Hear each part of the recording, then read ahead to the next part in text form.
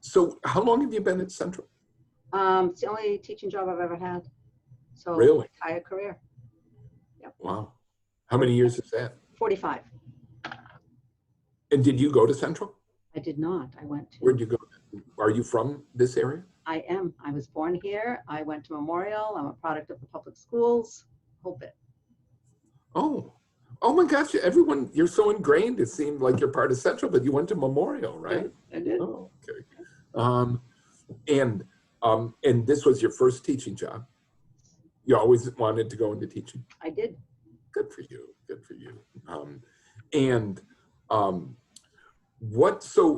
What do you teach at Central?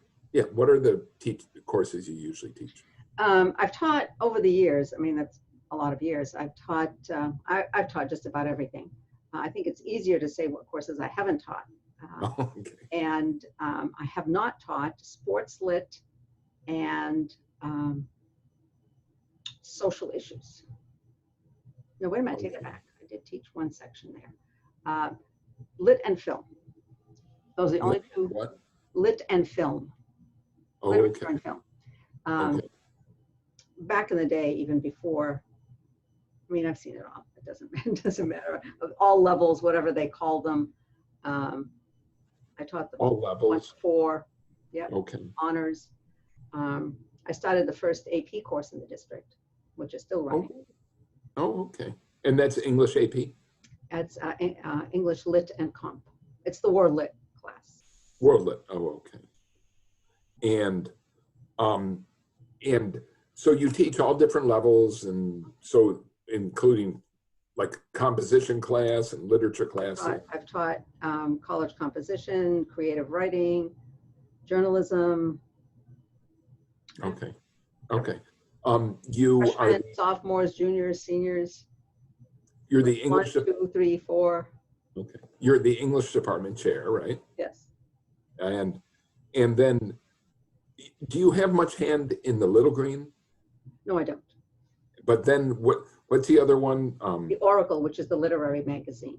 The Oracle. And what is your task there? I've been advisor for 40 years. Oh, okay. So if you take, David Scannell actually pointed that out. It started in, at least the earliest issue we have is 1903. So if you take that, and this is 2000, I'm well over and almost a half of the existence of that magazine. I've been associated with it. Okay. You know, it's just mind-boggling.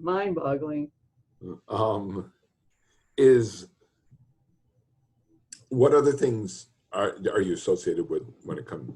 I don't know. Do you run the Key Club or something like that? No. Just the Oracle, the English Honor Society, as you know, because you were a guest speaker. Right.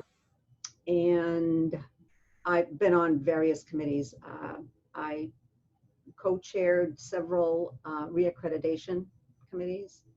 I've been part of the professional development committee. Just about everything. All right. At the school. Now, in the community, I know you've also been an Elliott Hospital trustee, right? Mm-hmm. What else have you done, like outside of the? I chaired the Systems Board of Trustees. I chaired. The university? No, I'll get to that in a minute. The Elliott Health System Board. Oh, you're chair of the, okay. I was chair, yes. Okay. And I also chaired the VNA board. I chaired the Mary and John Elliott Foundation Board. Okay. I am on the advisory board for UNH Manchester. Okay. And I'm also on the board of Reaching Higher New Hampshire. What is that about? That is an organization that supports public education in the state. Oh.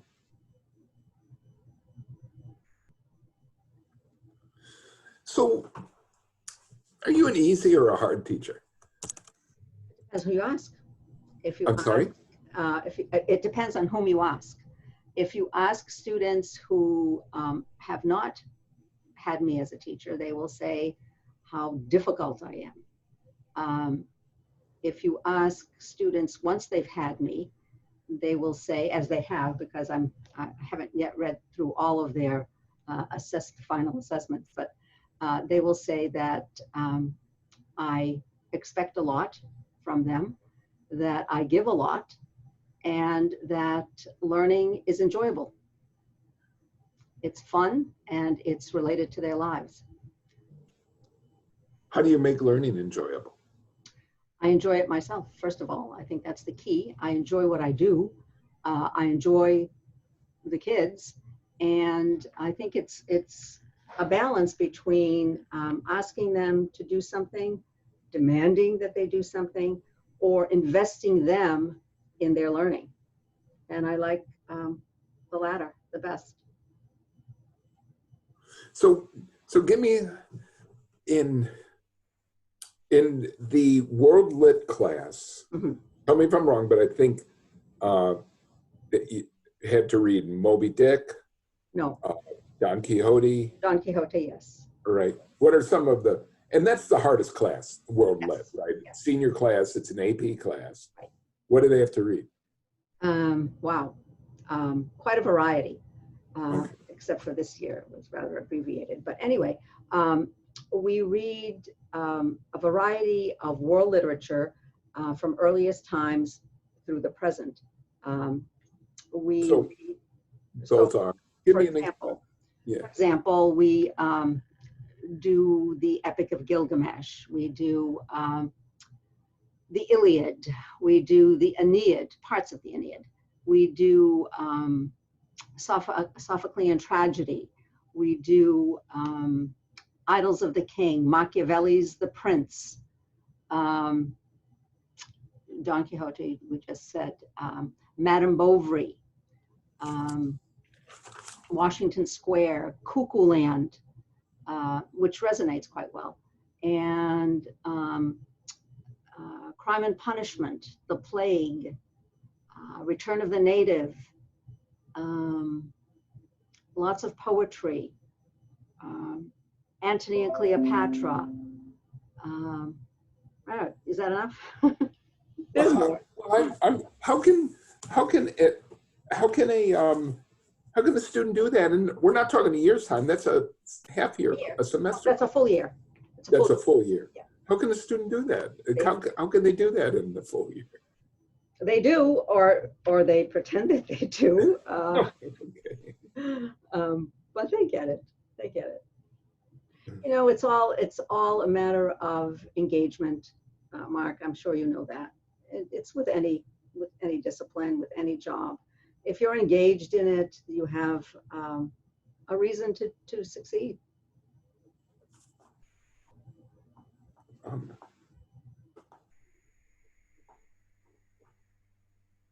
Do you think that other World Lit AP teachers around the state have such a demanding reading list?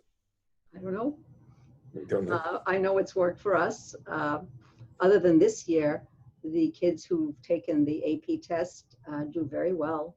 I've never had a student who's gotten a 0 or a 1. The 2s are, oh my gosh, less than on one hand over the years. So What's the maximum? 5. Okay. So 3 and up. 4s and 5s are pretty much the norm. Uh-huh. What's happened to public education over the years since you've been involved?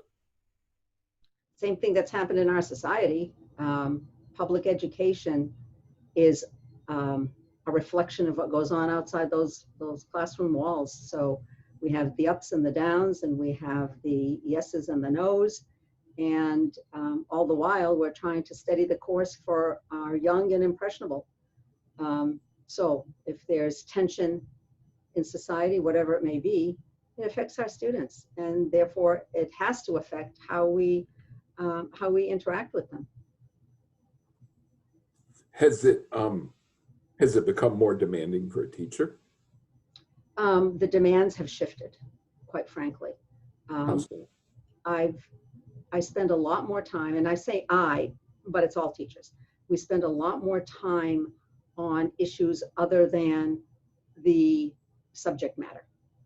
Um, there are a lot more kids who are needy in many respects, whether it's cognitive or, um, health or, the basics, um, places to live, food to eat. I'm not saying that it never happened, but it just seemed that it wasn't as prevalent um, in the early years. But if there's an escalation of anything, it's the multiple needs that they require. Kids who are depressed and can't work and consider suicide or actually follow through. This has just escalated through the years, and we have to deal with that. Um, do you think that the city's doing a good enough job dealing with it? I think anyone is doing the best that they can. I think our city, within the limits that they have, whoever it is, has always been cognizant of the needs of education and trying to balance that, Mark, with the economics of it is a difficult thing. And I'm not going to get into that, but I will say that I really have believed all along that our city fathers do believe in education. They may see it differently than those of us who are actually in the schools dealing daily with students. I mean, it used to be you could pack the classroom with 30 plus kids in rows and say, this is your assignment and get it done. But now, ADD, ADHD, autism and all the spectrum. And we have to educate these kids as well and set aside our EL population, a growing population. Here's a little tidbit. When I first started, I don't know if I was only the only bilingual teacher in the school, but absent any other help sources, all of the kids who, for whom English was not their first language, were put into my grammar course, English grammar. Because you knew. Because I could speak Arabic, because I knew a smidgen of German and a smidgen of French. So, okay. And oh yeah, they knew what a verb was, they knew what a subject was, but I don't believe that I gave them what they really needed.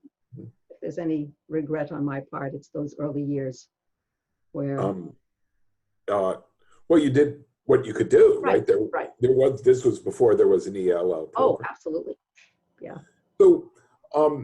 So lately you hear two things when it comes to advanced classes. Manchester Proud wants to get rid of them, but Black Lives Matter said that they want more minorities welcome into the classes and supported. What's your thought on both of them? First, let's say that Manchester Proud getting rid of the leveling system. Well, I have always supported Manchester Proud. It doesn't mean that I agree with everything that anyone, whether it be Manchester Proud or any other organization or movement, I wouldn't say I agree with every little thing. First, I would say, and maybe this isn't popular, cognitive abilities are a reality. We do the absolute best we can, and I am very dismayed that our community believes that we do not encourage minorities or anybody else to take upper level courses. That is an outright deception and unworthy of anyone who's actually in the schools. I feel very strongly about that. I have encouraged, and I have seen my colleagues do the same, encourage kids who maybe otherwise wouldn't consider. Some of them do opt to take the upper level courses. Some of them will enroll, and then when presented with an overview of the course, too much work, I don't want to do it. Yes, but you can. I just don't want to do it. I don't want to do it. Yeah. So yeah, we encourage, we support, but there has to be some kind of willingness to do the work, particularly in a prescribed course like an AP course. You can't differentiate instruction in an AP course, in an upper level course. If you're differentiating, it's not the curriculum. Therefore, it's not an advanced placement course. So that's my soapbox, sorry. I understand your response into the second part of my question about people saying more has to be done to encourage minorities. And you said, we're already doing a lot, but what about the first? Would you like to see leveling gotten rid of? And well, I thought I was addressing it a little bit in that I think that, first of all, there are differing cognitive abilities. I don't think anyone can distinguish or say otherwise. That's the first. Yeah. And secondly, I would also say, having done a lot of study on this through the years, that while you might say that there is no leveling, it comes under a different guise, because in the classroom, you are going to have to differentiate instruction for the homogeneous group. That's a leveling, but it's a leveling that's contained. It's a leveling that needs a lot more help than one teacher can do. And if you're going to commit to that, you had better commit to the resources in personnel and everything else. Otherwise, it will be a failure. So you think leveling is more economical? I think probably it is. And again, I would also say that if we're talking about learners who need more time, what leveling does, and I appreciate when people say, oh, you know, minorities are in leveling. Well, if they don't speak English, they're in a particular level because they need to go more slowly. So again, put them all together in one classroom. So there's still a group that has to go more slowly. I mean, there's, like in math, it would take me all day to do 3 problems. I would do them, but that's how my mind works. And we're all in the same boat. That's the human condition. We all learn in different ways. We all have more abilities in one area than another, or an interest, whatever it is. And again, it can work if there are the resources that are needed to make it work. And I don't want to be seeing or reading in the paper, Mark, that this is a failure because teachers aren't committed.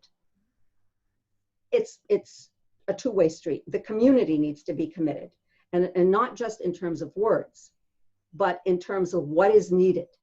I'm not talking money only. I'm talking a commitment to make it succeed and what is needed to make it succeed. Because the only people who are going to be hurt by this are our children, our most vulnerable children. Selma, tell me about Etiquette Day, when you started it, why you started it. Okay, we're switching topics. By the way, I should also say, when I was sharing with John Vaccarezza this, he says, well, okay, do you want to be interviewed by him? I said, oh yeah, I've known him for a long time. He says, is he going to say bad things about Central? I says, if he does, I'd be appalled. I mean, I'm not saying bad things about Central. Why should he, if he's talking to me? Anyway, I thought I'd tell you that. Oh, John knows that hey, I might say bad things about my kids too. It doesn't mean I don't love them, right? Anyway, that's another thing about teaching and successes. It really is not the message you're delivering, but how you deliver it to the kids. Anyway, Etiquette Day. So 20 years, it's been about 20 years since we've begun Etiquette Day. And we were reading at the time, Washington Square in the AP class. And who wrote Washington Square? Henry James. Oh, okay. American, 19th century.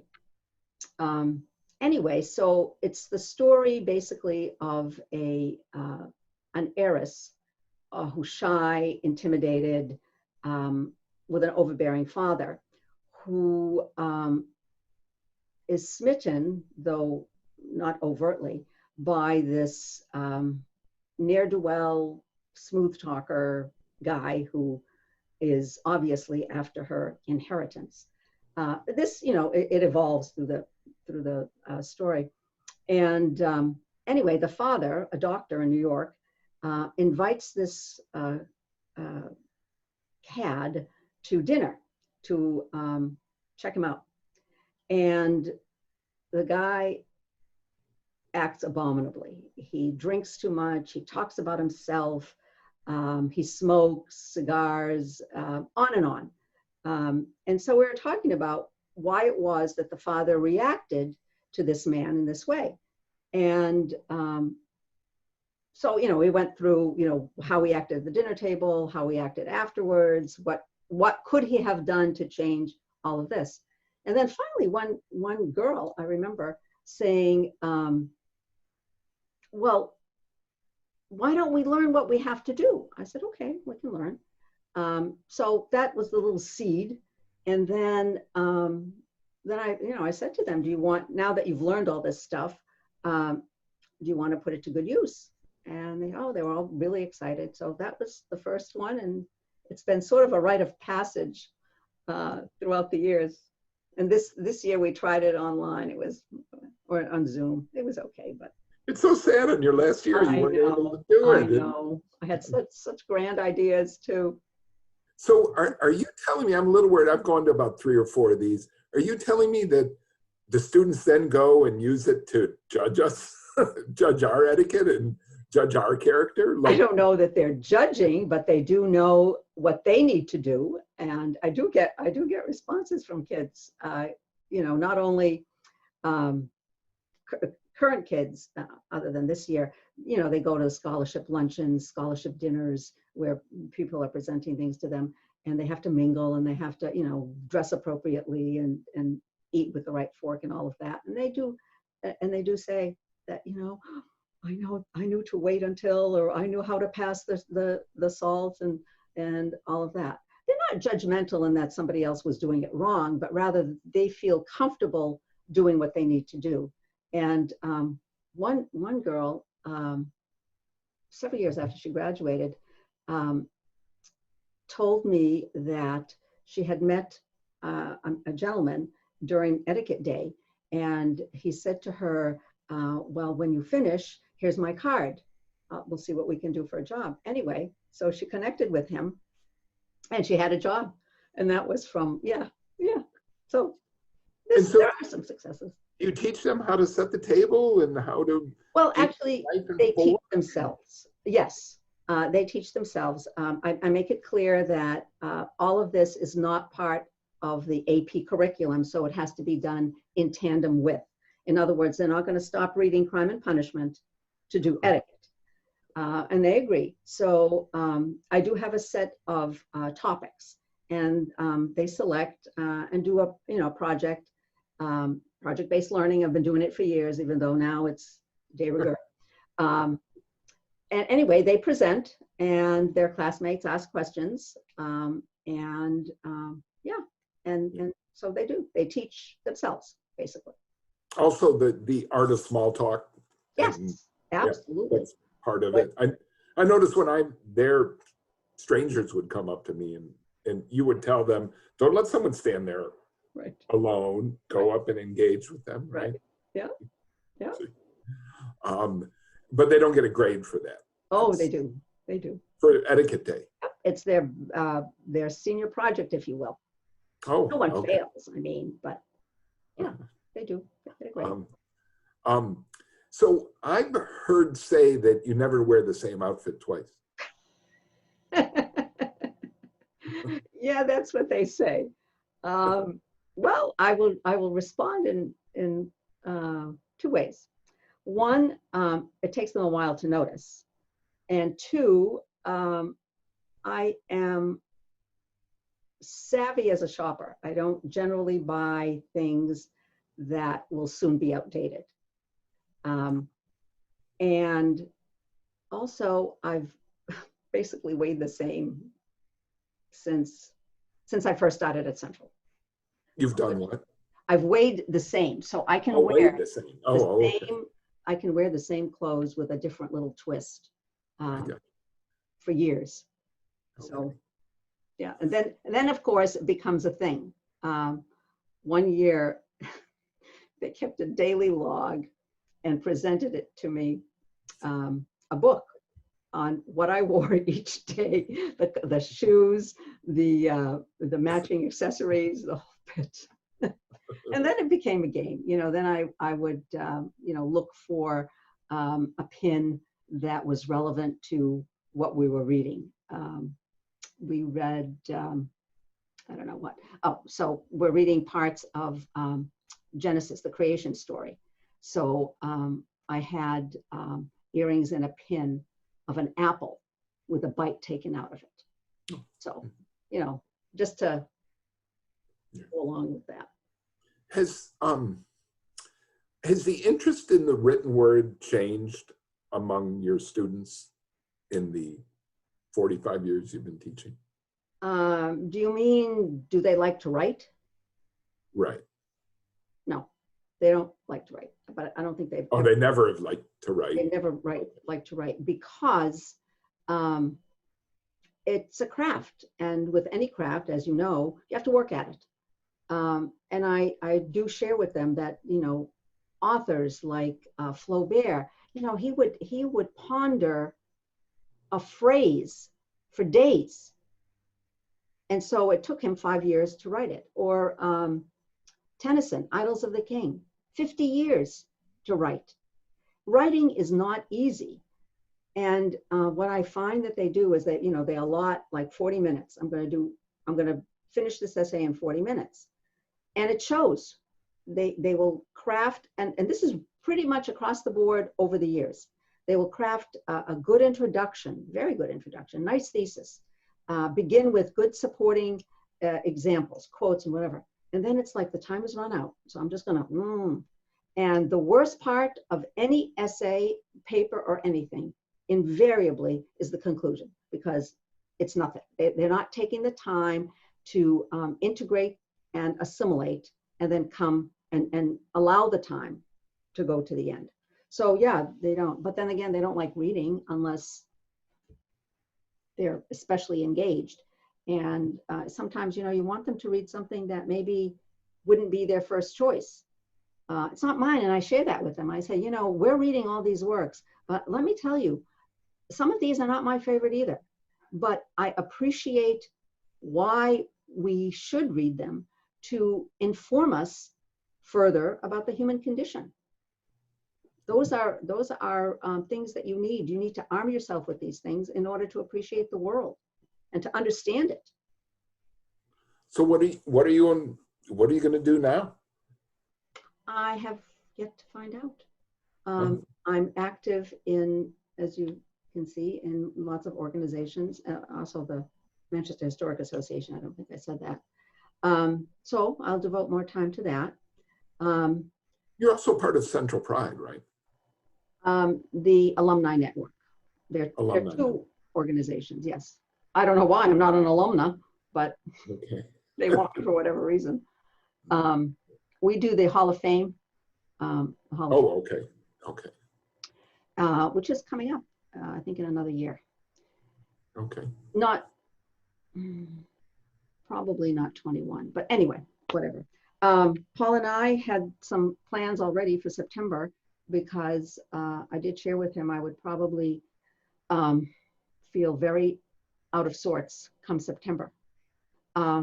So we planned on a trip to New York City, but I'm not going to do that. So the travel is set aside. If I were really ambitious, and I might have to resort to this, is I have a house where we've just accumulated 33 years of stuff, and it really needs a good going through. So that would be the physical activity. Yeah, I don't know, to be honest with you, other than to continue what I've done. You're in good health. Thankfully, yes. Good. Yeah. Is 65, is that how old you are? Do I have to say? I prefer not to, but you can do the math. I mean. All right. 45. And You stayed longer than you were planning to so you could educate my Yes, kids. I did. I stayed longer than I was planning.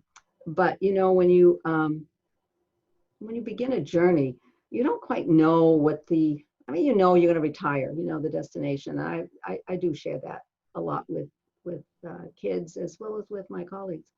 I fell into the job at Central Mark, just totally fell into it. I was home from grad school. I had begun courses for a doctorate, and none of my friends were finding jobs. So I thought, oh, you know, I'll take a hiatus. I came home. It was inexpensive. My mother wasn't asking for money. So for PIN money, I signed up to substitute. I did the route Memorial, West, and Central. And the English department head at the time is still the husband of my freshman English teacher at Memorial. So when he made the connection, he called me more frequently. And then there was midway through the year, a teacher who became very ill, and it was evident that she would need to be out the rest of the year. So he asked me if I wanted to take on that long term. And I said, sure. And then at the end of that year, again, I was applying all over for jobs. And he came in one day and he said, a teacher has just told me she's not coming back next year. Would you like to stay? And I said, oh, sure, why not? And for that entire year, I was paid sub-pay, never got on contract. Now, since then, it's been illegal, but hey, I was just utterly pleased to have a job, utterly pleased to have a job. Then, again, I was thinking, what am I going to do the following year? And he said, well, one teacher is leaving. Would you like to become more permanent? But then I had to go through the interview process. Now, mind you, I've been teaching for a year and a half at the same school. So I go through the interview process, and this is before your time. Mr. Nukas was an assistant superintendent, and I had to go and be interviewed by him. And God, oh my gosh, anyway, I was intimidated. But I was young and inexperienced, and he sat there with my transcript or whatever before him, and he said, you got an A- on that in that course. Why is that? I said, well, I didn't know what to say. Who questions an A- in grad school, I might add. And I said, well, it was difficult. Well, who's this teacher? And I said, well, I went to BC. Okay. So he said, was he a priest? I said, no, actually, there were no women in the class, and he had been known as D- McLeod. So I was thrilled to get an A-. Mm-hmm. Throws the paper at me. He said, that's enough. And I thought, okay, I'm never going to have a job. Never, ever, ever. But there I was. Okay. And then at one point, a few years into my tenure, do you remember John Hussey? Oh, yeah. Okay. So I'm certified in English, Latin, and Greek to teach in the state. Oh, you are? Okay. I am. So John was very popular, and a lot of kids enrolled in Latin. And so another teacher was needed. I didn't know this until years later when John told me. So he went to Bill Burns. Do you recall Bill? I don't know him, but I know the name. Yeah.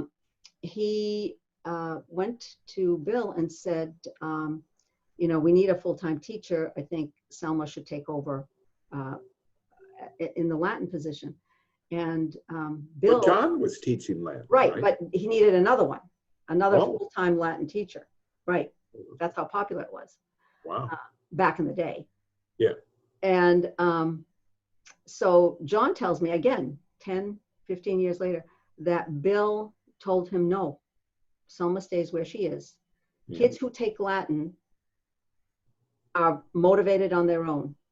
Everybody has to take English, and Selma seems to be motivating them very well. She needs to stay where she is. Oh. So, as I said, decisions about our lives aren't always made by us with any thought to the long term. They just happen. And Sure. I am just so thrilled about the way my life has gone. So what was the name of the person who was initially hired you as a sub? John Day. John Day, okay. And he was the principal? Department head. No, he was the department head at, I mean, you sign up to be a sub and you can be assigned anywhere on the day, Yeah, right? right. But if you're, if you're a live body, Yeah. you're pretty good. So each school generally has one or two people on whom they rely. And that's how it happened with John Day and me. And he was the department head, English, sitting in the same office where I am. Oh, really? Oh, okay. And what is it? You said it was pet money? For the sub pay, you said, I didn't really need it. It was. Oh, no. I said I needed PIN money because I didn't have a job. I was living at home. I didn't need much. Okay. So I needed just some money, pocket change. So, Okay. So, Okay. Yeah, it was $20 a day. That's a lot of money. Now it's only 75, right? Yeah, I think it went up even. What else can I ask you? I think I've asked just about everything.